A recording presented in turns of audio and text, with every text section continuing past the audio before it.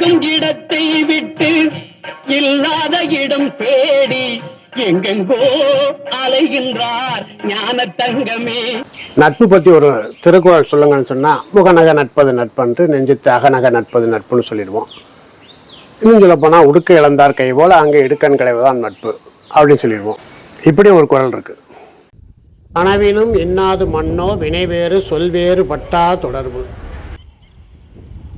அதே நேரத்தில் பட்டினத்தாரும் சொல்றாரு, கையொன்று செய்ய விழியொன்று நாட கருத்தொன்று என்ன பொய்யொன்று வஞ்சக நாவொன்று பேச. இந்த பாடலுக்கு விளக்கம் வேணுமா?